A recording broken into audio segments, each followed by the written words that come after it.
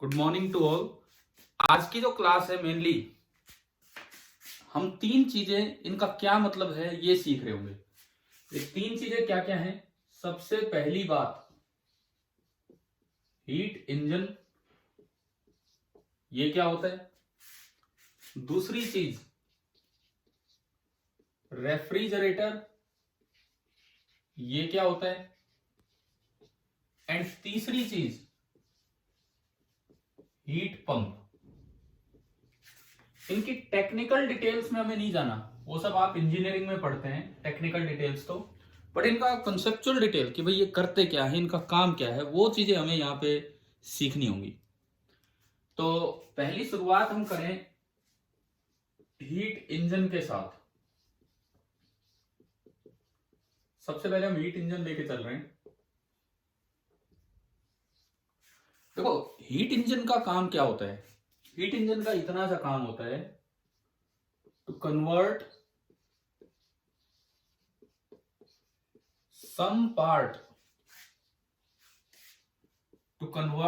some part of heat energy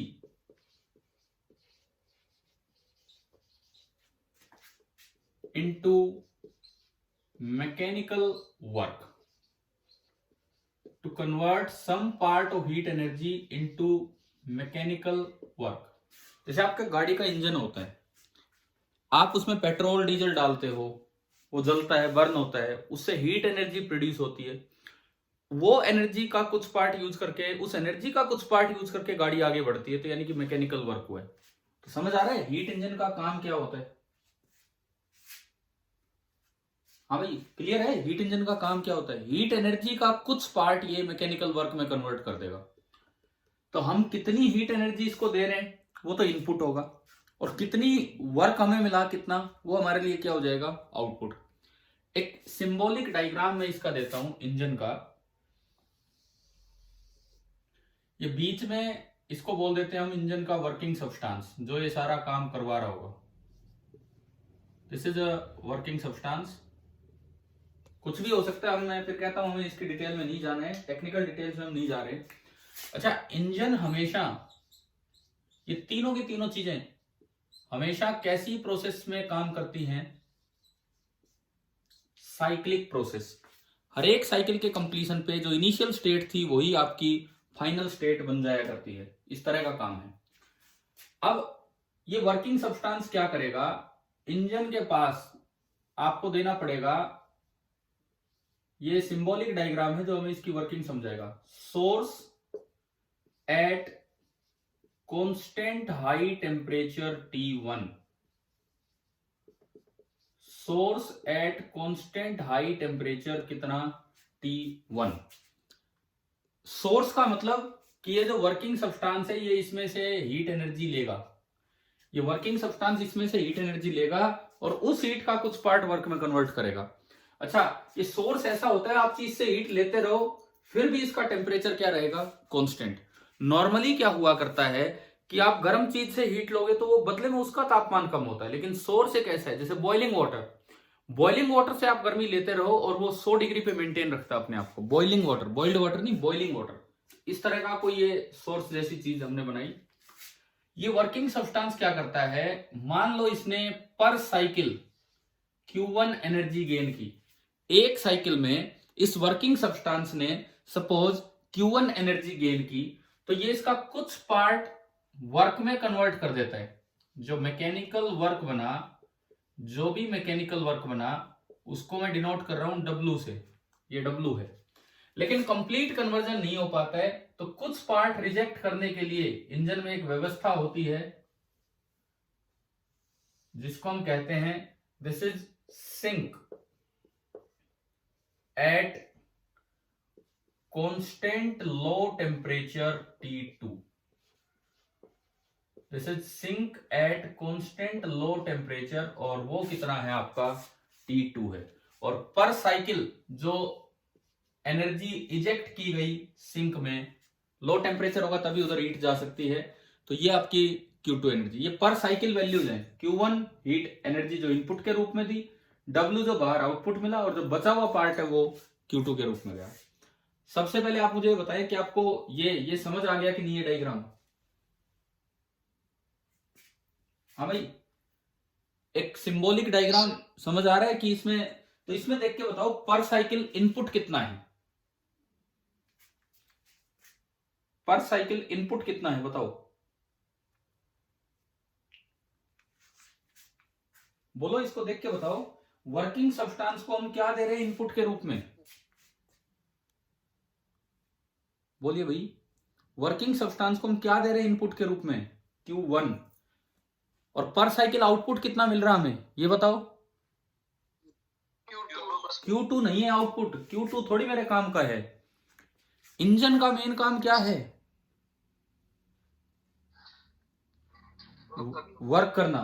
यानी कि आप अगर इनपुट की बात करें तो ये वाली जो चीज है ये तो आपकी इनपुट पर साइकिल है, और ये वाली जो चीज है ये आपका आउटपुट पर साइकिल है।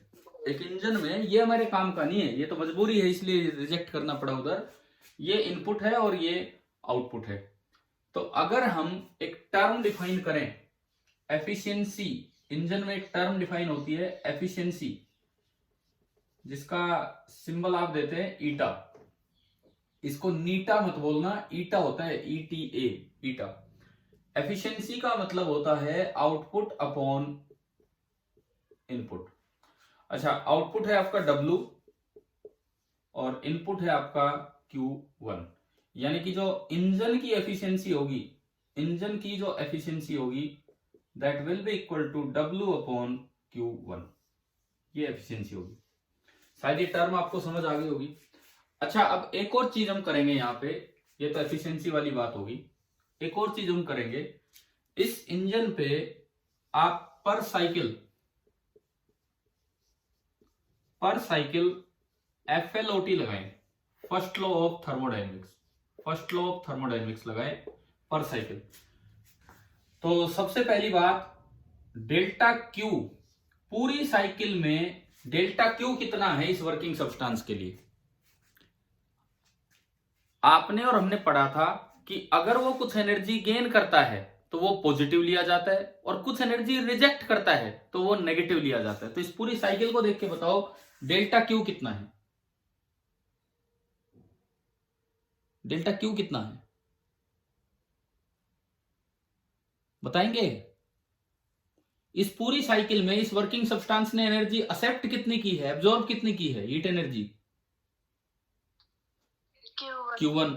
और इसने इजेक्ट आउट कितनी की है सिंक की तरफ, Q2। तो डेल्टा Q क्या होगा, जो एनर्जी एब्जॉर्ब की है वो तो पॉजिटिव लेते हैं, जो इजेक्ट की है वो नेगेटिव। तो बताओ डेल्टा Q कितना लिखे हम, नहीं पॉजिटिव आएगी नेगेटिव आएगी वो थोड़ी मतलब है। इसको डायग्राम को देख के डेल्टा Q में क्या लिख सकता हूं, Q1 माइनस Q2। क्या ये समझ आया? अब मुझे बताओ डेल्टा U कितना, एक साइक्लिक प्रोसेस में डेल्टा U कितना हुआ करता है, 0। अब मैं बात करूं डेल्टा W की, तो आपने और हमने पढ़ा था कि work done by the system positive लिया जाता है और work done on the system negative. तो ये बाय द सिस्टम है कि ऑन द सिस्टम है, बाय द सिस्टम, तो ये पॉजिटिव लिया जाएगा, यानी कि ये हो गया। आपने फर्स्ट लॉ लगाया delta Q that is equal to delta U plus delta W, यानी कि मैंने वैल्यू पुट की delta Q1 minus Q2, delta U 0 and plus W। तो आप देखो W की वैल्यू आ गई Q1 माइनस Q2। ये तो एक तरह से एल्जेब्रिक इक्वेशन बन गई, एल्जेब्रिक इक्वेशन कि भाई 100 जूल एनर्जी इधर से आई, मान लो 10 जूल सिंक में चली गई, तो वर्क कितना हुआ, 90 जूल। तो ये तो बड़ा आसान बन गया हमारे लिए, याद रखना कि Q1 में से जितना उधर गया बचा हुआ वर्क में चला गया। अच्छा, अब अगर मैं एफिशिएंसी के फॉर्मूले को थोड़ा और आगे बढ़ाऊं, तो जो एफिशिएंसी ऑफ इंजन थी, एफिशिएंसी ऑफ इंजन वो आपने इधर निकाला था और वो आया था W upon Q1। Efficiency of engine I W upon Q1। मैंने W की जगह रख दिया Q1 माइनस Q2। W की जगह यहां से उठा के मैंने रखा Q1 माइनस Q2, तो Q1 minus Q2 upon Q1। अलग अलग आप डिवाइड करोगे तो एफिशिएंसी ऑफ एनी इंजन, उसका एक और फॉर्मूला आ गया 1 माइनस Q2 बाई Q1, कि पर साइकिल अगर आपने उसको Q1 हीट दी है जिसमें से Q2 उसने इजेक्ट आउट कर दी, तो एफिशिएंसी ऑफ इंजन का एक और फॉर्मूला आ गया 1 माइनस Q2 अपॉन Q1। ये एक बार एक बेसिक डेफिनेशन है, इंजन कैसे Q1 को W में कन्वर्ट करेगा, कंप्लीटली वो कन्वर्ट नहीं कर पाता है तो इसलिए इजेक्ट करता है। ये फॉर्मूला एल्जेब्रा ही लग रहा है, सीधा एडिशन, ये डेफिनेशन है, और फिर इसका यूज किया तो ये एक और फॉर्मूला आ गया। आप इसे ढंग से नोट कीजिए, फिर उसके बाद हम आगे बढ़ेंगे। पहले इसको लिख लीजिए आप।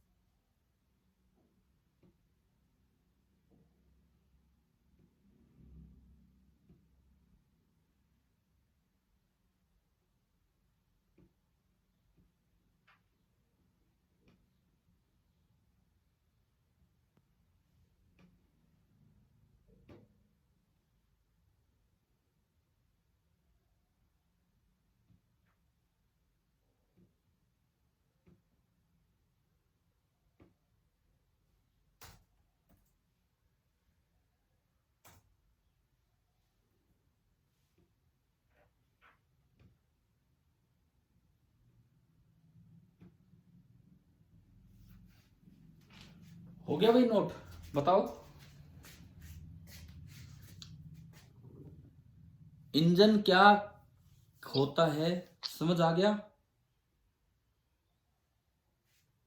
ठीक है,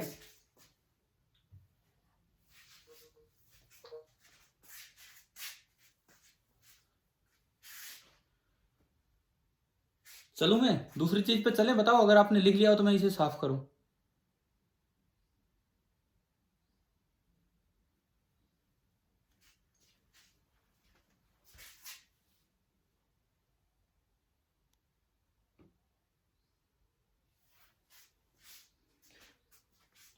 बोलिए, मिटा दूं क्या? कुछ यस सर, कुछ यस सर या फिर नो सर भी, यस सर। अगर नहीं हुआ हो तो नो सर भी बोल दिया करो आप, मैं पूछता रहता हूं, बोलते नहीं हो। चलो, हीट इंजन हमारी समझ में आया, ये डायग्राम क्लियर होना चाहिए बिल्कुल। अब दूसरा नंबर सेकंड, रेफ्रिजरेटर।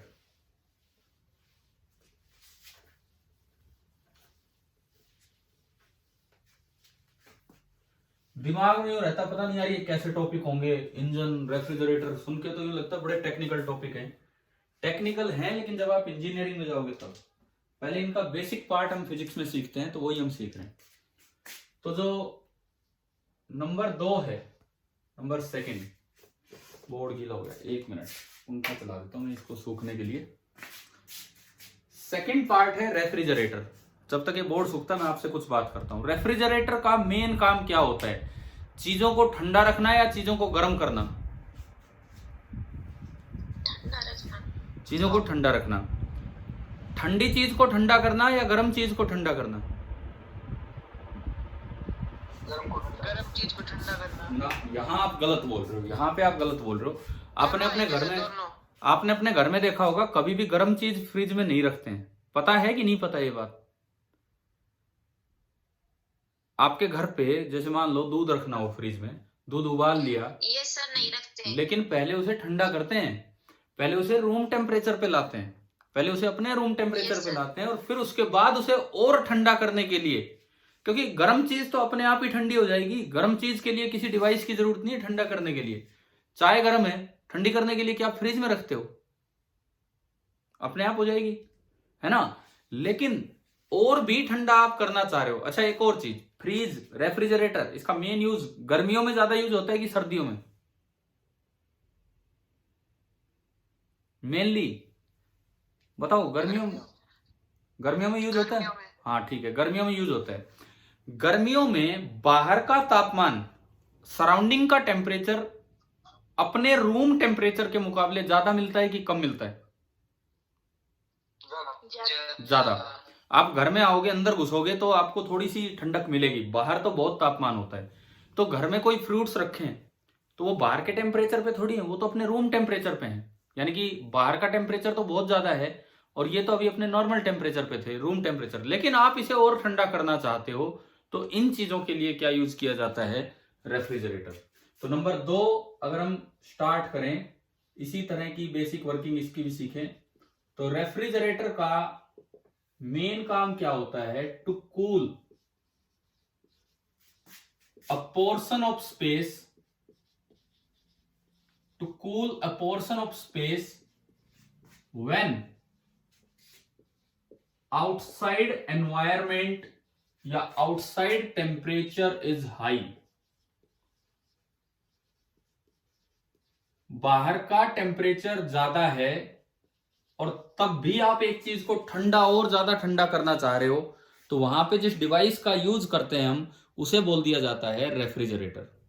ठीक है, इसमें फिर से मैं उसी तरह के डायग्राम पे आऊं। ये रेफ्रिजरेटर का वर्किंग सब्सटेंस, जिनकी डिटेल में हम नहीं जाते हैं। इस बार देखो उसी तरह से मैं आपके लिए बनाता हूं। लो टेम्परेचर पे आपका पोर्शन ऑफ स्पेस है, this is a portion of space, और मैंने माना कि अभी इसका टेम्परेचर जो है वो कितना है? T2। ठीक है, हाई टेम्परेचर पे सराउंडिंग है बाहर, दिस इज सराउंडिंग,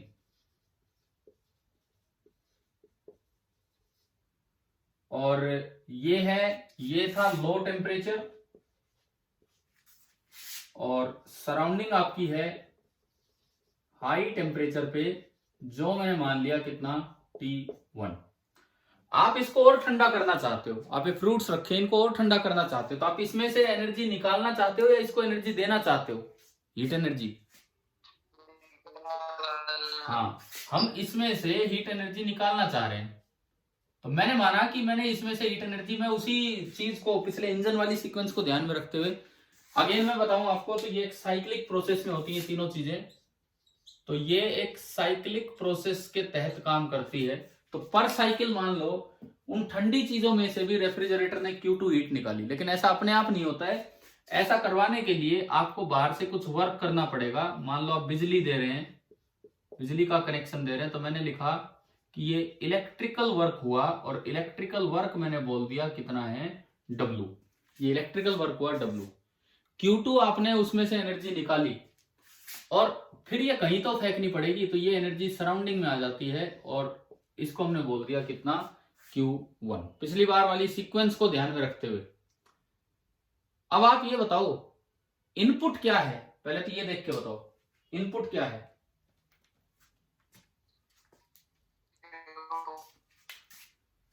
इनपुट क्या है बताओ? Q2 थोड़ी है। अरे इनपुट, जैसे पिछली बार इंजन को आपने हीट एनर्जी दी थी, इस बार रेफ्रिजरेटर को आप क्या देते हैं? क्या बिजली का कनेक्शन दिए बिना फ्रिज काम कर जाएगा?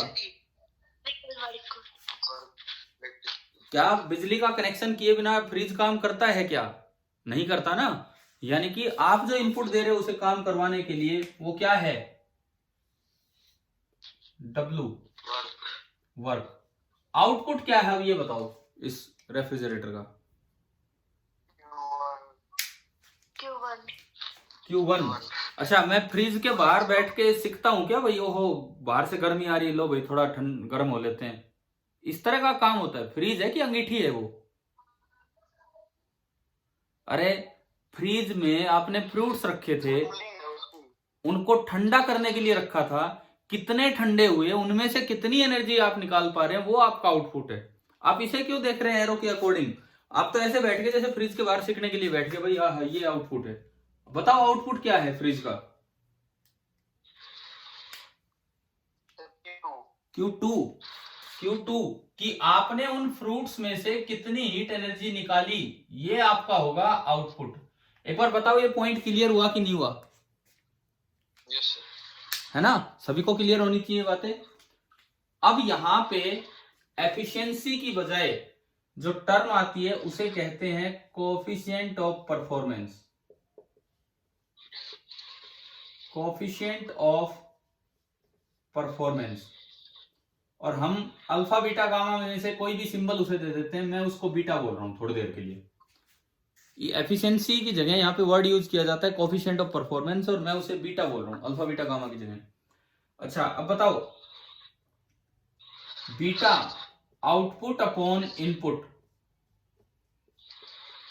जैसे आपने एफिशिएंसी इंजन की थी, आउटपुट अपॉन इनपुट, कई बार क्वेश्चन में परसेंटेज में दिया होता है एफिशिएंसी 70%, तो परसेंट में अगर कभी आए तो इसका मतलब आउटपुट अपॉन इनपुट इनटू 100, ठीक है। और अगर वैसे कोई नंबर आता है सिंपल तो फिर आउटपुट अपॉन इनपुट है। तो यहां से मैं अगर बात करूं beta coefficient of performance, output कितना है इसका, फ्रिज का, ढंग से बोलना। Q1 फिर दोबारा Q1 यार, देव कुमार, Q2 यही तो मैं दिखा रहा हूं इसमें। Q2 आप एरो के अकॉर्डिंग मत जाओ, जो काम है उसके अकॉर्डिंग चलो। और इनपुट कितना, W। तो एक तो हमने ये कोफिशिएंट ऑफ परफॉर्मेंस डिफाइन किया। अगली बात, अब मैं पर cycle first law of thermodynamics लगाऊं। पर cycle first law of thermodynamics, बताओ डेल्टा क्यू, अब ढंग से बोलना, जो एनर्जी इसने एक्सेप्ट की है वो पॉजिटिव और जो रिजेक्ट की है वो नेगेटिव। डेल्टा क्यू कितना,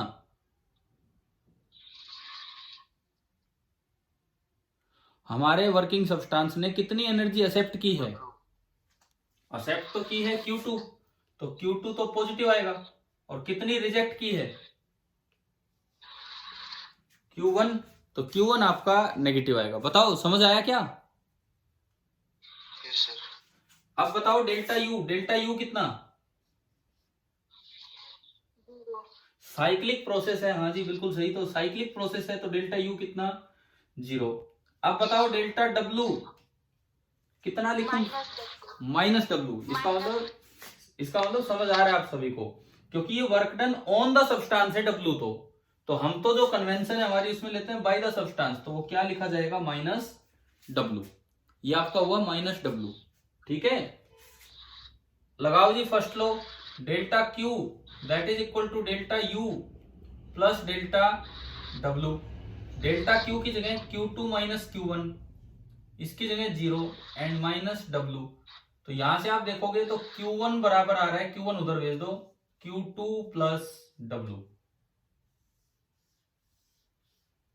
यानी कि फिर दोबारा से वही एल्जेब्रिक इक्वेशन बन गई कि नहीं, वही एल्जेब्रा बन गया। इधर से Q2 आया, इधर से W आया, और बाहर कितना निकला, Q1। तो ये रिलेशन तो याद रखना आसान है ना, बिना फर्स्ट लॉ के भी। जैसा इंजन में हुआ था वैसे ही रेफ्रिजरेटर में हो गया। हाँ जी बताओ, समझ आया कि नहीं आया, ये वाली इक्वेशन कैसे बनी है? Yes sir. ठीक है, अब मैं दोबारा से उस बीटा रेफ्रिजरेटर को लेके चलता हूं। कोई अल्फा भी बोल सकता है, ऐसा कोई फिक्स नहीं है। बीटा रेफ्रिजरेटर ये था Q2/W। इस इक्वेशन से W कितना आ रहा है, Q1 माइनस Q2। तो मैं इसको लिख सकता हूं Q2 upon Q1 minus Q2। Q2 को नीचे ले जाके डिवाइड करोगे तो बीटा रेफ्रिजरेटर का एक फॉर्मूला ये भी है, 1 upon Q1/Q2 and -1। Beta of refrigerator ये भी होता है 1 upon Q1 minus Q2, Q1/Q2 -1।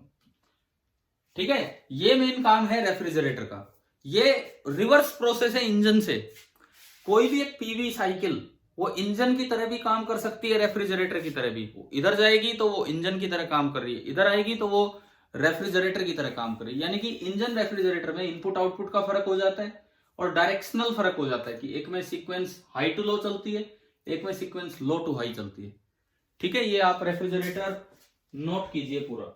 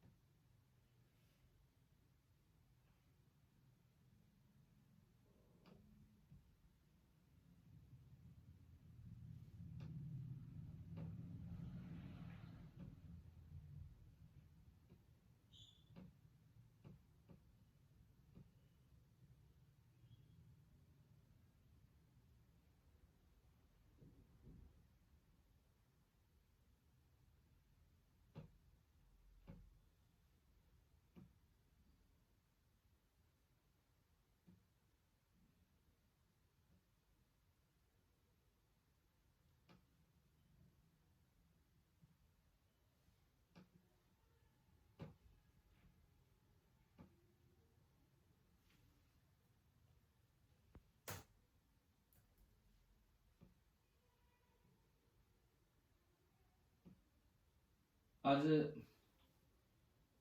जो प्रेजेंट स्टूडेंट्स हैं 16 पार्टिसिपेंट, दो मेरे हटा दो 14, एक विवेक विकास 15, दो शाम को आते हैं 17। एक बच्चा नहीं है, एक हर्ष है क्या नहीं है आज? हर्ष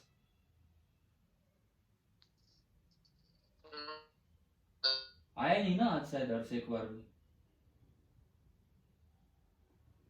मैं आप लोगों को ये डाउट्स जो आते हैं मैं आपके सोल्व करके ग्रुप पे भेजता हूं, आप देखते हो कि नहीं देखते हो ये?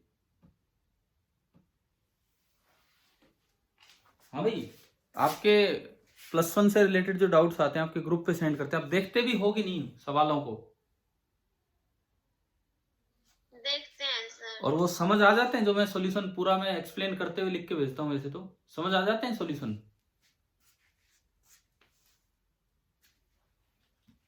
चलिए तीसरी चीज पे चलते हैं, शायद आपका नोट हो गया होगा। तीसरी बिल्कुल ऐसी ही चीज है, हीट पंप। तो अब हम नंबर 3 पे गए, हीट पंप। ये जो नंबर 3 पे लिखा हुआ है ये वाला हीट पंप का काम क्या होता है कि सर्दी का मौसम है। अच्छा फिर से ऐसी बात, सर्दी के मौसम में बाहर ज्यादा ठंड होती है कि आपके रूम में ज्यादा ठंड होती है? बाहर, यानी कि रूम तो थोड़ा सा गर्म है, आप पक्का बाहर से अंदर आओगे चाहिए कुछ भी नहीं चल रहा हो रूम में, फिर भी रूम तो थोड़ा सा गर्म लगेगा। लेकिन हम जब रूम में आते हैं तो हमें तो तब भी ठंड लग रही होती है, तो हम तो उसको और गर्म करना चाहते हैं। मतलब सराउंडिंग टेम्परेचर कम है फिर भी आप रूम में और हीट लाना चाहते हैं, तो ये अपने आप तो होगा नहीं। ऐसा काम करने के लिए जो डिवाइस यूज किया जाता है उसे क्या बोलते हैं आप? Heat pump. तो जो तीसरी आपकी चीज है जिसको कि आप नाम दे रहे हैं हीट पंप, इसका क्या काम है? To heat a portion of space when outside temperature is low। समझ आ गया? To heat a portion of space when outside temperature is low। बाहर ठंड है, सराउंडिंग में, ये सर्दियों का मौसम चल रहा है, बाहर ठंड है, आउटसाइड टेम्परेचर कम है, ठीक है।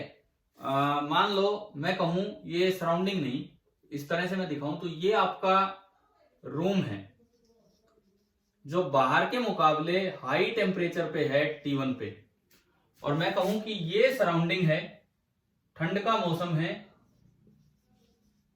ये सराउंडिंग है जो अभी लो टेम्परेचर पे है T2 पे। और एक साइक्लिक प्रोसेस के तहत आपने बाहर से Q2 एनर्जी निकाली, कुछ वर्क करना पड़ेगा, नहीं तो अपने आप ऐसा होगा नहीं कि आप लो टेम्परेचर से हाई टेम्परेचर की तरफ एनर्जी भेज दें और आपके रूम में एनर्जी आई Q1। आप इस बार बताओ इनपुट और आउटपुट क्या है?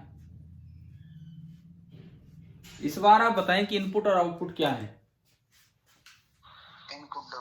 हाँ, इनपुट W, बिना उसके तो काम करने वाला ही नहीं है ये हीट पंप। आउटपुट क्या है, किस लिए बनाया था ये हीट पंप? रूम को गर्म करने के लिए। Q1 हीट के लिए।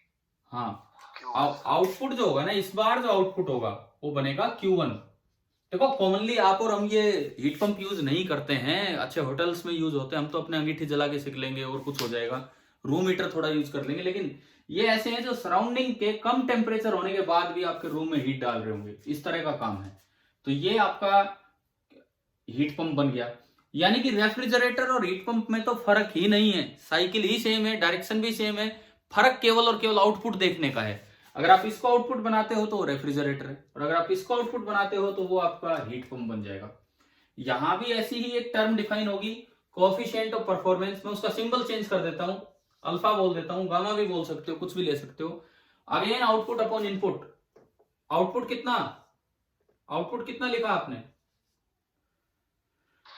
Q1। तो ये बनेगा Q1 अपॉन W। क्या इसमें कोई चेंज है कि नहीं है, बताओ?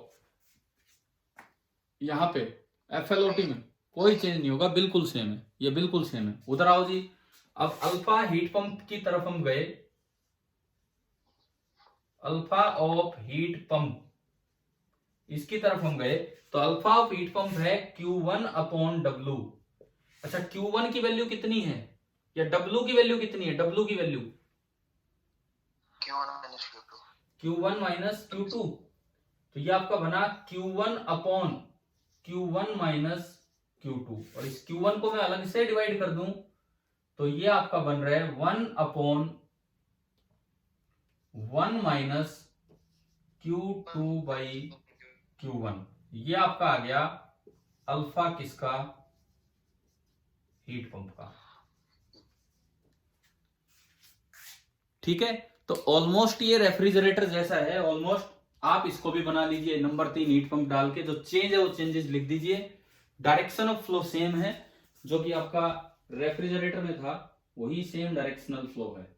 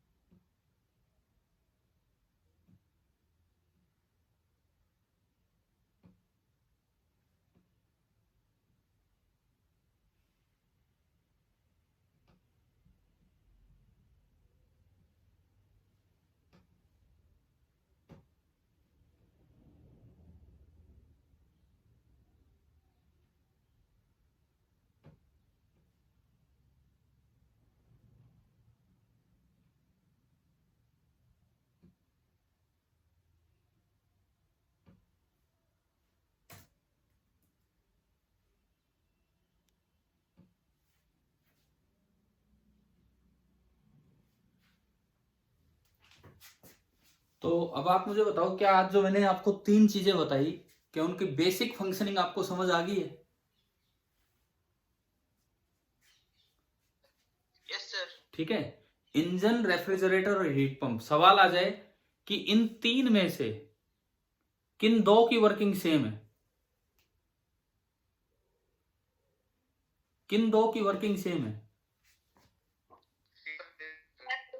रेफ्रिजरेटर और हीट पंप, केवल सेम साइकिल, सब कुछ सेम, बस आउटपुट देखने का फर्क है।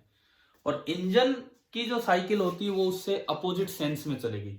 जिस तरह साइक्लिक प्रोसेस रेफ्रिजरेटर और हीट पंप में चली होगी, उससे अपोजिट एरो लग के इंजन में चल जाएगी। इंजन में हमने डिफाइन किया ईटा, ईटा आउटपुट अपॉन इनपुट से हमने देखा एफिशिएंसी बोला। रेफ्रिजरेटर में डिफाइन किया beta, coefficient of performance. And heat pump में हमने डिफाइन किया अल्फा या गामा, जो भी आप कहें, अगेन कोफिशिएंट ऑफ परफॉर्मेंस। तीनों के अलग अलग फॉर्मूले भी आ गए। आपने अगर ये कोई कुछ नोट नहीं कर पाया हो तो मैं ये मीटिंग पूरी होने के बाद इसके स्क्रीनशॉट्स रोज की तरह आपके लिए भेज दूंगा। अब मैं आपको एक होमवर्क के लिए एक क्वेश्चन देता हूं, मिटा लो इसको, ये हो गया हो तो बताओ। Yes sir. ठीक है,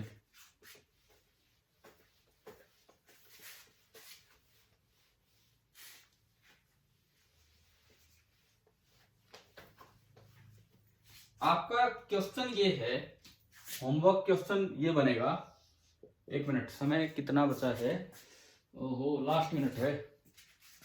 होमवर्क क्वेश्चन ये है, मैं बोल देता हूं लिखने की बजाय, कि अगर कोई साइकिल इंजन की तरह काम कर रही है और उसकी एफिशिएंसी ईटा है, और मैं उसी साइकिल को उन्हीं टेम्परेचर्स के बीच में रिवर्स कर दूं, तो जो रेफ्रिजरेटर बनेगा उसका बीटा क्या होगा इन टर्म्स ऑफ ईटा।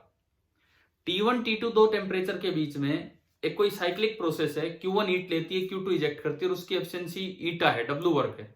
अगर मैं इस प्रोसेस को उल्टा कर दूं तो कोएफिशिएंट ऑफ परफॉर्मेंस रेफ्रिजरेटर का बीटा है, तो उस बीटा और ईटा में क्या रिलेशन होगा।